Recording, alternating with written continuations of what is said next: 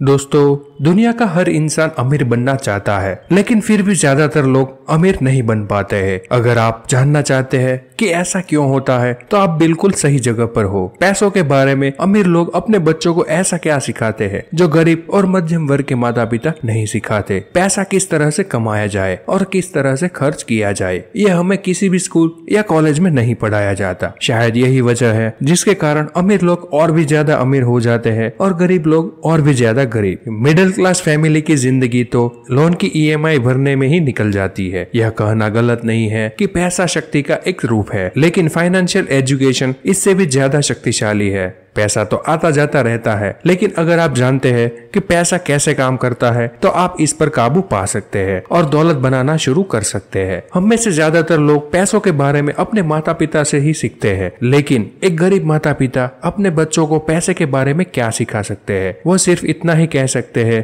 कि स्कूल जाओ और मेहनत से पढ़ो। हो सकता है वो बच्चा अच्छे अंकों से अपनी पढ़ाई पूरी कर भी ले, लेकिन पैसों के बारे में उसकी समझ और मानसिकता एक गरीब व्यक्ति जैसी ही रहेगी। हमारी आज की शिक्षा प्रणाली की सबसे बड़ी कमी है कि हमें पैसों के विषय के बारे में नहीं पढ़ाया जाता। अगर आप जानना चाहते हैं कि ऐसी क्या चीज है जो गरीब और अमीर इंसान के बीच का अंतर पैदा करती है, तो हमारे साथ बने रहिए। इस वीडियो में हम रिच डैड और पुअर डैड के बारे में बात करेंगे। इस किताब में लेखक रॉबर्ट कियोसाकी अपने रिच डैड और पुअर डैड के बारे में बताते हैं। आप सोच रहे होंगे कि एक ही आदमी के दो पिता कैसे हो सकते हैं। दरअसल रॉबर्ट अपने खुद के पिता को पुअर डैड कहते थे और अपने मित्र माइकल के पिता को रिच डैड कहते थे। रॉबर्ट के खुद के पिता, जिन्हें वो गरीब पिता कहते थे, वो एक उच्च शिक्षित और बुद्धिमान व्यक्ति थे। वे एक पीएचडी होल्डर शिक्षक थे, जबकि उनके दूसरे पिता, जिन्हें रॉबर्ट अपना अमीर पिता कहते थे, वो 8वीं क्लास भी पास नहीं कर पाए। रॉबर्ट के दोनों ही डैडी अपने अपने करियर में सफल थे। दोनों ही पिताओं ने जिंदगी भर कड़ी मेहनत की और काफी पैसे कमाए, लेकिन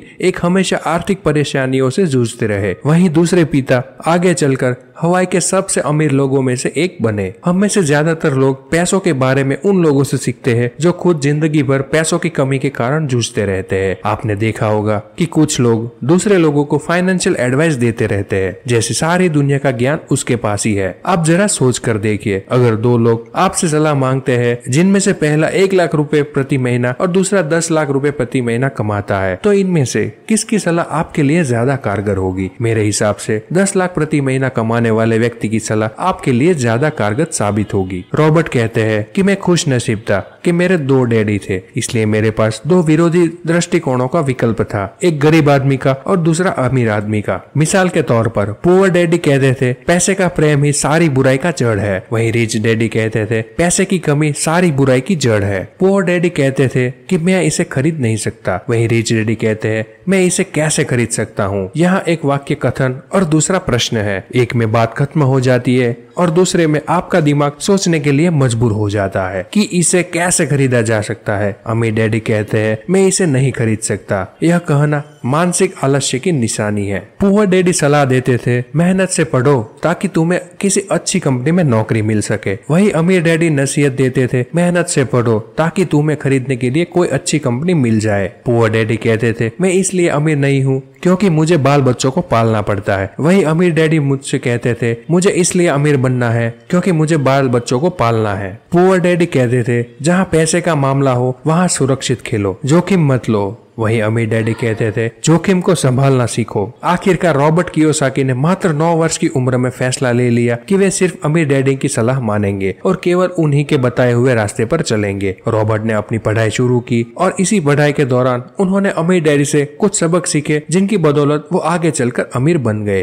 अब हम rich dad poor dad book summary की इस वीडियो में एक एक करके उन्हीं सबक के बारे में आपको बताएंगे जो अमीर डैडी ने रॉबर्ट कियोसाकी को दिए थे। पहला है, अमीर लोग पैसों के लिए काम नहीं करते। गरीब और मध्यम वर्गीय लोग पैसे के लिए काम करते हैं, अमीर लोग पैसे के लिए अपने लिए काम कराते हैं। पहले लेसन में अमीर डैडी बताते हैं कि डर और लोभ ज्यादातर लोगों के जीवन को नियंत्रित करती है। लोग पैसे की कमी ना हो इसलिए काम करते हैं और जैसे ही पैसा आ जाता है तो अन्य नई चीजें खरीदने की लालच भी जाग जाता है। फिर यही लालच उन्हें और पैसा कमाने से मजबूर करता है और ये डर कि वो अपने बिल नहीं चुका पाएंगे, कहीं वो गरीब ना हो जाए, इसलिए वो कड़ी मेहनत करते हैं और पैसे कमाते हैं। रिच डैड इसे रेट रेस कहते हैं। कैसे लोग डर और लालच की वजह से इस रेस में फंस गए हैं। ऐसा नहीं है कि लोगों को ये रेस अच्छा लगता है, पर बचपन में लोगों के मन में बैठी बातें उन्हें इस रेस का हिस्सा बनाए रखती है। बचपन से ही सिखाई गई अच्छे से पढ़ाई करो, अच्छी डिग्री लो, फिर एक अच्छी जॉब करो। अगर कुछ अलग ट्राई किए तो सिर्फ असफल ही होंगे, कोई दूसरा कामयाब नहीं होने देगा। और यही बात लोगों को इस रेस से जोड़े रखती है। ये सच है कि इस रेट का हिस्सा बने रहने से आप कभी गरीब नहीं बनोगे, अपनी बिल्स को चुका पाओगे, लग्जरी खरीद पाओगे, पर कभी अमीर नहीं बन पाओगे, एक क्वालिटी लाइफ नहीं जी पाएंगे। रिटायरमेंट तक रोज उस बोरिंग रूटीन को फॉलो करना पड़ेगा। तो बात ये आती है कि क्या करें। पहले पूरी हिम्मत करके रेट रेस से निकले।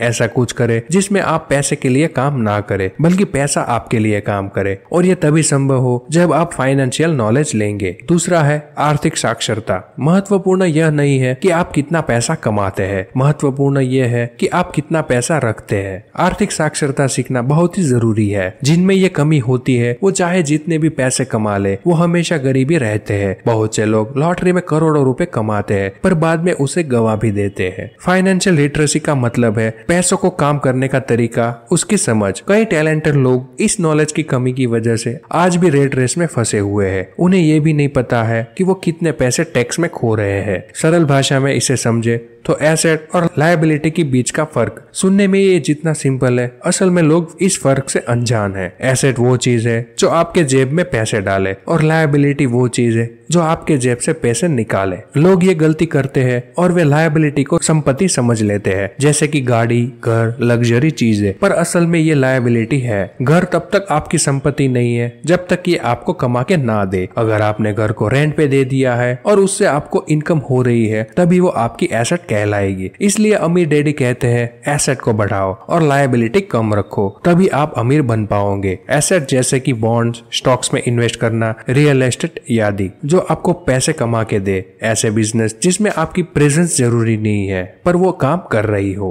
आपको कमा के दे रही हो। आपने एक बार पैसा लगा दिया और लोगों को ट्रेन कर दिया, फिर वो बिजनेस अपने आप ग्रो करती जाए। तीसरा है अपने खुद के काम पे ध्यान केंद्रित करे। अमीर लोग अपनी संपत्ति वाले कॉलम पर ध्यान केंद्रित करते हैं, जबकि बाकी सभी अपने इनकम स्टेटमेंट पर ध्यान केंद्रित करते हैं। हमें खुद के काम पे ध्यान देना चाहिए। अगर आप नौकरी कर रहे हो तो उसमें से वो सारी सीख लो जो आपके खुद के काम को शुरू और ग्रो करने में मदद कर सके। मैकडोनाल्ड के मालिक बर्गर के बिजनेस के साथ रियल एस्टेट का भी बिजनेस करते थे, इसलिए वो इतने अमीर बने। उसी तरह से रॉबर्ट भी जॉब करने के साथ एसेट्स बनाने में लगे रहे, रियल एस्टेट खरीदना और बेचना, जिससे वो अपने जॉब से कई गुना ज्यादा कमा लेते थे। ऑथर कहते हैं अपने जॉब के साथ वो स्किल भी सीखो जिससे आप अपना बिजनेस खड़ा कर सको। फाइनेंशियल नॉलेज लेकर एसेट बनाने में लग जाओ। जॉब से उतना ही इनकम होता है जिससे हम सिर्फ अपना बिल्स पे कर सके, पर एसेट्स बनाना, उसे ग्रो करने से ही हम अमीर बन सकते हैं। चौथा है टैक्स का इतिहास और कॉर्पोरेशन की शक्ति। अगर आप पैसे के लिए काम करते हैं तो आप शक्ति अपने नियोक्ता के हवाले कर देते हैं। अगर पैसा आपके लिए काम करता है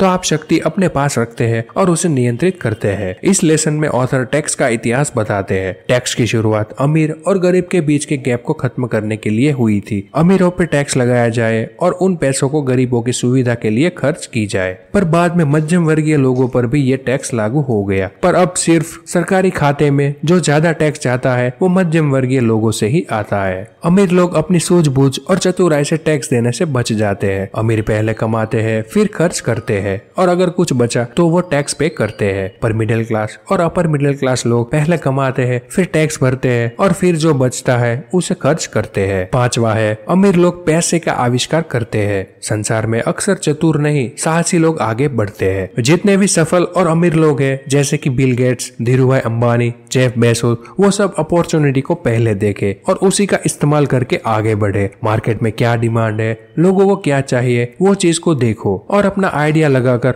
उस जरूरत को पूरा करे। फिर यही उन्हें कामयाब और अमीर बनाए। इसलिए साहसी लोग अपनी रिवॉल्यूशनरी आइडिया को लगाकर मनी को इन्वेस्ट करते हैं। छठे नंबर पर है सीखने के लिए काम करे, पैसे के लिए काम ना करे। नौकरी की सुरक्षा गरीब डैडी के लिए सब कुछ थी, सीखना अमीर डैडी के लिए सब कुछ था। कोई भी आइडिया तभी काम करती है जब उस पे एक्शन लिया जाए, उस पे अच्छी नॉलेज लिए जाए। ऑथर अपने जीवन में कई तरह के काम करते रहे, जिससे उन्हें हर क्षेत्र में नॉलेज मिलती रही, और यही उन्हें एक सफल व्यवसाय बनाने में मदद भी की। इसलिए सिर्फ मंथ के आखिर में मिलने वाली सैलरी के लिए काम ना करे, बल्कि कुछ सीखने के लिए काम करे।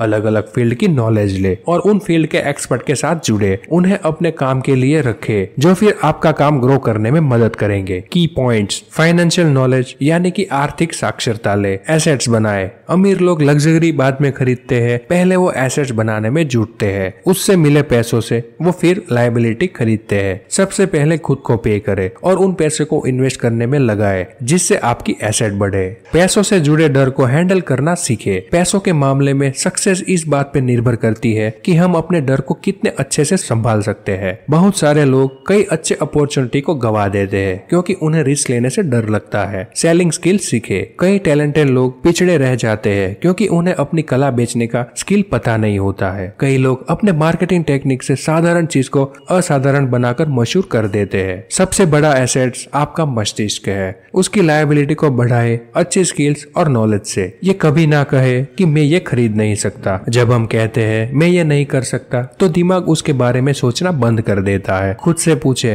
कि मैं कैसे खरीद सकता हूँ, तभी दिमाग नए नए तरीकों को ढूंढेगा। अपॉर्चुनिटी को पहचाने और उस पर एक्शन ले। खुद पे बिलीफ रखें। अभी तक आपने the psychology of money book की समरी को नहीं देखा है तो ऊपर दिए गए बटन पे क्लिक करें। अगर आपको यह वीडियो अच्छा लगा है तो इस वीडियो को लाइक करें, शेयर करें और आप वैल्यू इन्वेस्टिंग और मनी साइकोलॉजी के बारे में और जानना चाहते हैं तो हमारे चैनल को सब्सक्राइब करें।